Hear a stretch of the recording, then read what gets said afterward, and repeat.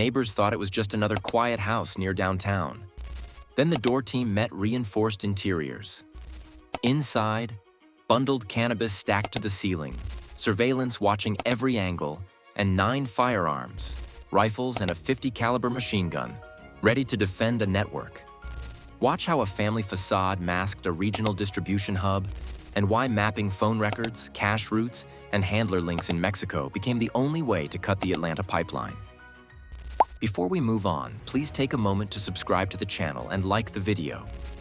Why did a quiet Vine City home need reinforced interiors, 360-degree surveillance, and a .50 caliber machine gun? The answer starts with how the door team hit the frame and felt it flex back. Reinforcement on the inside, not the outside, meant they built for delay, not display.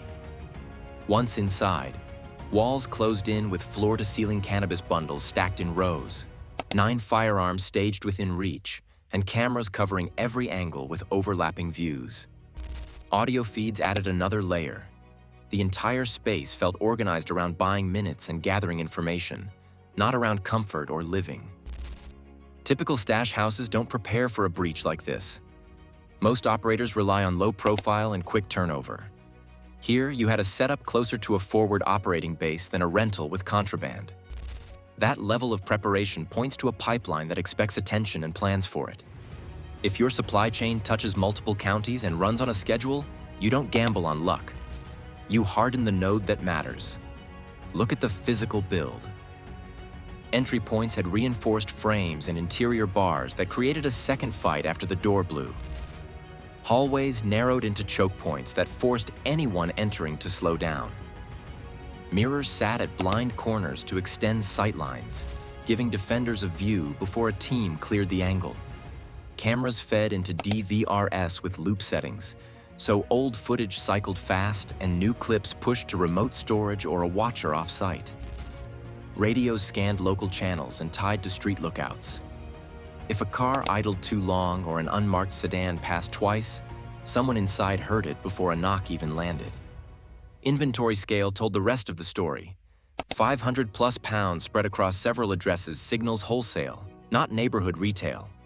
Uniform packaging, same wrap, same labels, same weight increments, shows upstream control and standard operating procedures.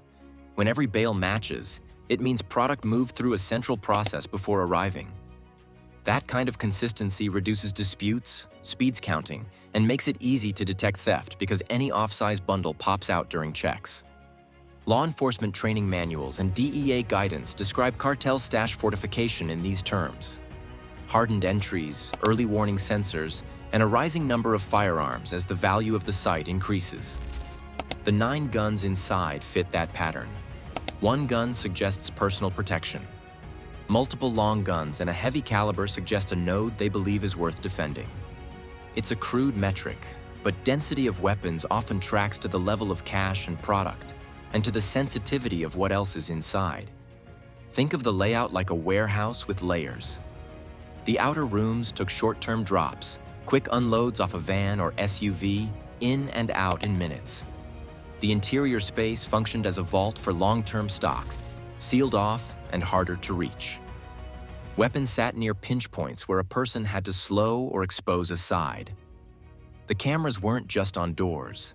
They watched staging areas where phones, scales, and ledgers sat, because that was the heart of the operation. The gear told them who came and went, what got counted, and when a run left for another site. All of these features create an operational advantage measured in seconds. During a raid, those seconds allow a handler to trigger wipe apps, smash drives, and toss ledgers into a burn bin. A reinforced interior buys the time to dump phones in water or move cash out a secondary exit. Radio warnings keep vehicles away from the block. Even if the team makes entry, they're chasing product and data that already started to move. So the fortification wasn't built to hold off a gunfight. It was built to protect information and inventory long enough to trigger burn protocols and reroute the pipeline to backup addresses. If the house is the armor, the city is the engine, and the next layer is how Atlanta's roads, airports, and noise gave CJNG a way to rotate people and product without leaving a trace. How can a 3-person cell survive a multi-county raid and keep product moving? By assigning roles that don't overlap, and by building a rhythm the city can't see. One link speaks Spanish to handlers and coordinates loads from Mexico. They stay outside the blast radius and push instructions through short bursts. The second link is a US citizen in Sandy Springs who blends without trying. Leases, utilities, package pickups, a normal tax footprint. The third runs the street relay across Woodstock, Vine City, and Stone Mountain, moving inventory between short-term drop spots and the inner vault you already know. Their job isn't to sell, it's to keep the conveyor belt from stopping. Arrests landed. Doors went down. Yet agencies still describe this as one phase because the structure runs wider than the bodies in custody. A cell like this expects attrition. When a hand gets cut, the wrist still flexes. The plan accounts for brief outages by shifting legs of the route to backup addresses and fresh drivers who have never met the original crew. That gives investigators a mess of fragments instead of a single clean thread. Atlanta helps them more than any one person could.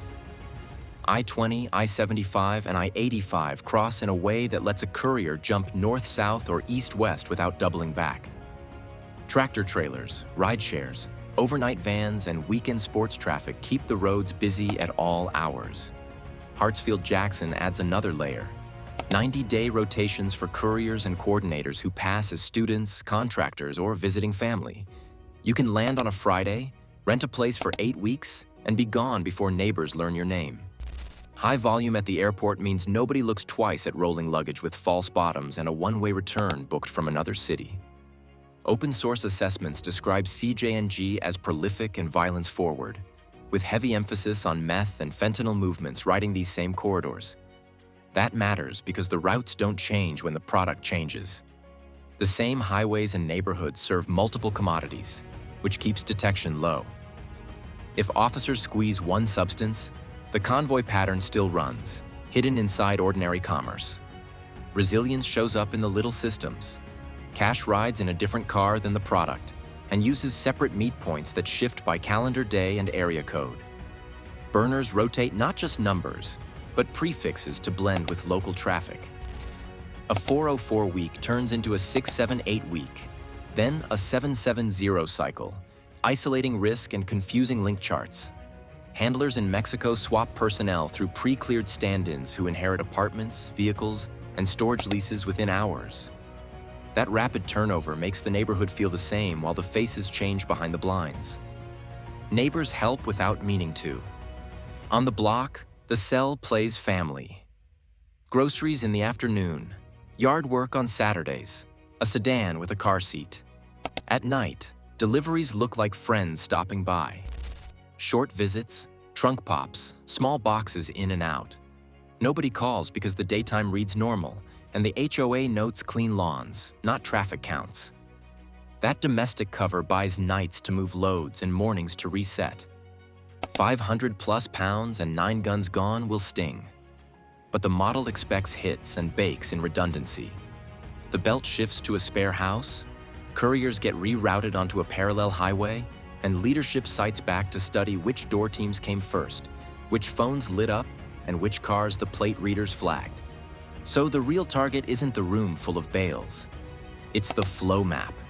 The phone metadata that shows who calls at the top of the hour, the cash pickups that bounce zip codes, the highway reads that stitch vans to dates, and the flight itineraries that match rotations.